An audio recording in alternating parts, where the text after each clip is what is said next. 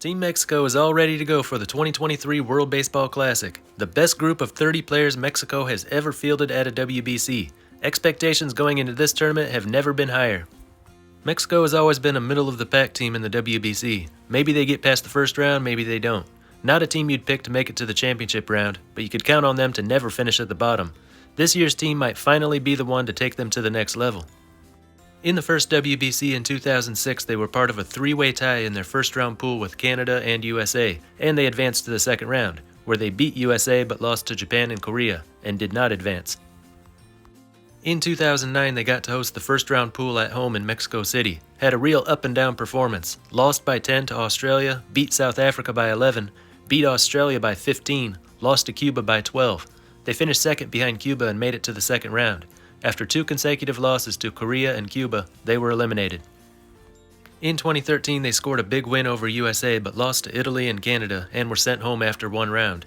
In 2017, they were once again playing at home in Guadalajara. They were able to beat Venezuela but fell to Puerto Rico and Italy, and didn't make it to the next round. At the 2019 Premier 12, they went 3-0 in their opening round pool, again in Guadalajara, beating USA, Dominican Republic, and the Netherlands. They ended up beating USA again in the bronze medal game to qualify for the Olympics. At the Olympics, they lost 3 straight matches to Dominican Republic, Japan, and Israel, and became the first out of the 6 teams to drop out. They're playing in Group C with USA, Colombia, Canada, and Great Britain. Mexico is considered by most to be the second strongest team behind USA in this group, but Mexico is fielding a team capable of taking down the US team. And they need to be careful, both Colombia and Canada are good enough to beat Mexico. Even Great Britain could pull off an upset on a good day. Most players on their roster are active major league players. Some are really good too, and it's well balanced. Good hitters, good rotation. Most of their non-MLB players come from the 2 Mexican leagues. In case you're not familiar with Mexican baseball, they've got a summer and a winter league.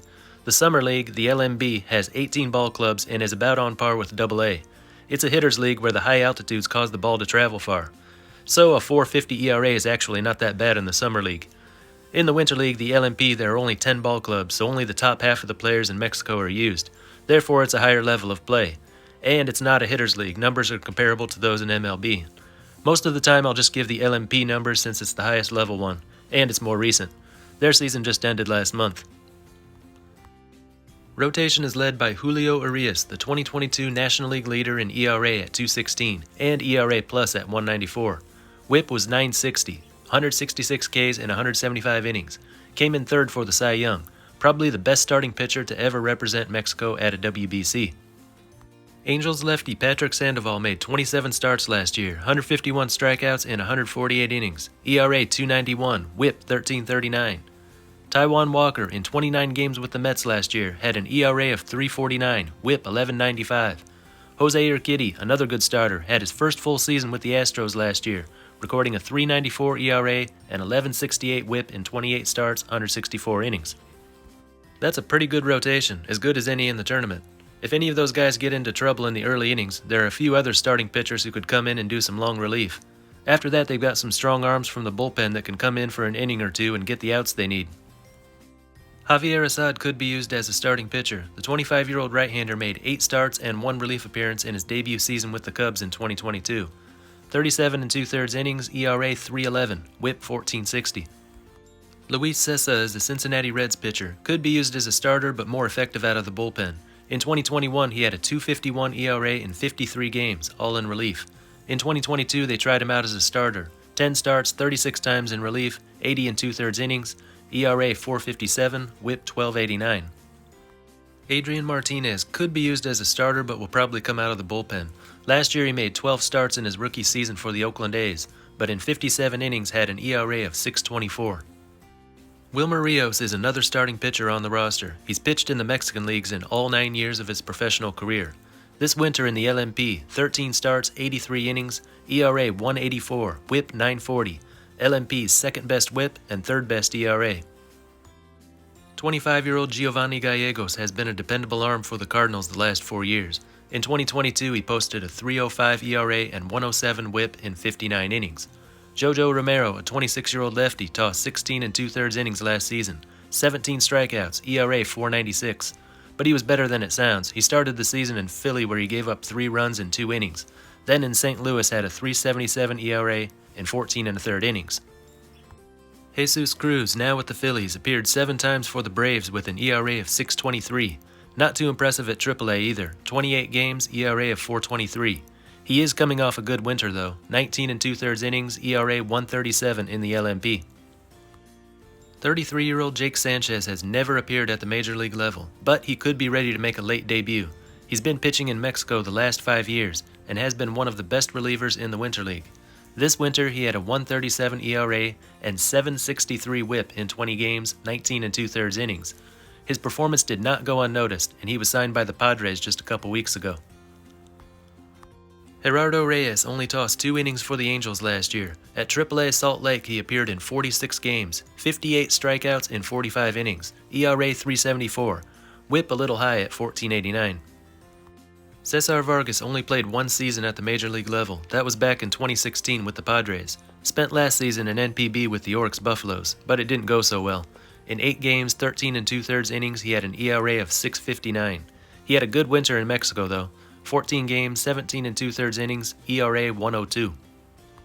22-year-old lefty Arubiel Armenta played at high single-A Jersey Shore last summer. 40 games, 40 innings, 54 strikeouts, ERA 3.60. He was really good in the LMP this winter. 12 games, 10 1/3 innings, ERA 0.87, WHIP 10.65. Left-handed pitcher Samuel Zazueta has spent his whole career in the Mexican leagues. This winter he made 34 relief appearances, totaling 39 1/3 innings, ERA 1.83, WHIP 9.15. So good rotation matched by a good bullpen, definitely good enough to lead them out of the first round. If they want to go any further, they'll need to back it up with some good hitting, and they've got that too. 5 outfielders on the roster and 4 played in MLB last year. The best one has to be Randy Arozarena, Cuban-born but now calls Mexico home. His major league career has gotten off to a great start. In the 2020 postseason, he won the ALCS MVP and set a new record with 10 postseason home runs. In 2021, he won the American League Rookie of the Year. In 2022, 20 home runs, 41 doubles, 32 steals, slash line 263, 327, 445. He played 104 games in left last year, 25 in right. Alex Verdugo, a left-handed hitter, played 102 games in left, 52 games in right, so he could go to either one. His 2022 numbers with the Red Sox, 280, 328, 405, 11 home runs, and 39 doubles. That takes care of left and right, 3 possibilities at center, 2 of them left-handed batters. 22-year-old Alek Thomas, in his rookie year with the Diamondbacks, hit 231, 275, 344 with 8 home runs in 113 games. Jarren Duran, in 58 games for the Red Sox, hit 221, 283, 263. Jose Cardona is a former AAA Rangers prospect, now plays strictly in the Mexican leagues. In the summer and winter leagues combined over the past year, he played in 141 games, / 316, 363, 420, with similar numbers in each season. Not much power, but he stole 51 bases for the year. He played all outfield positions in the past, but has only been used in center the last few years. 7 infielders, 6 of them played in MLB last year. Brewers first baseman Rowdy Tellez brings a lot of power to the lineup. He hit 35 home runs in 2022. Batting average is pretty low at .219, but he drew enough walks to bring his on-base percentage up to .306. His Brewers teammate Luis Arias will also be there, a member of the 2017 WBC team from Mexico. He can play second, third, or short, spends quite a bit of time at each position, more at third than anywhere else. His line was .239, .335, .404 with 16 home runs. Joey Meneses, now 30, finally made his major league debut last season, and it was a good one. 56 games, 13 home runs, slash line 324, 367, 563. Played at first base and right field last year. Isaac Paredes spent a lot of time at first, second, and third last year. In 111 games, he hit 20 home runs, with a line of .205, .304, .435. Jonathan Aranda, another Rays hitter, played first, second, and third in his major league debut season last year. Didn't really get going in his first 32 games, hit 192, 276, 321. Alan Trejo played in 35 games for the Rockies in 2022, hit 271, 312, 424. He played at second, short, and a little at third. Roberto Valenzuela has played in the Mexican leagues for all 7 years of his professional career. In the 2 leagues combined over the past year, he played in 153 games, hit 16 homers, 40 doubles, and stole 12 bases. Slash line of 338, 441, 505. He was the LMP batting leader this winter with a .365 average. Plays all his games at short these days. They've got two major league catchers to choose from. There's 24-year-old Blue Jays catcher Alejandro Kirk. He made his first All-Star appearance and won his first Silver Slugger last season after hitting .285, .372, .415 with 14 home runs in 139 games. The other one is Austin Barnes from the Dodgers. He also plays second base occasionally. 8 home runs in 62 games last year with a line of .212, .324, .380. The average doesn't look good, but he still gets on base. Then there's the manager, Benji Gil. You can get mixed feelings looking at his resume. He's had a lot of success as manager of Tomateros de Culiacan in the Winter League. In the 2019 to 2020 season, they were third during the regular season, then won the LMP title. 2020 to 21, sixth in the regular season, then won the LMP title. 2021 to 22, eighth in the regular season. Remember, there are only 10 teams in the LMP. Then took them to the LMP final series where they lost in 7 games. This season, dead last during the regular season. So take that either way. He's a guy that knows how to win when it counts, regardless of how the team's performed up until that point. But his team has also been finishing lower and lower every year, and hit the bottom this year. On the other hand, he was named manager of the Summer League's Mariachis de Guadalajara for their inaugural 2021 season, led them to the best record in the LMB, then couldn't get the job done in the playoffs. That same year, he was made manager of the Mexican team for the Olympics. He was criticized for selecting players that he had managed in Culiacan, who are not the best in Mexico, then went on to finish last in the Olympics. But for this event, he's definitely going to have the best players from Mexico.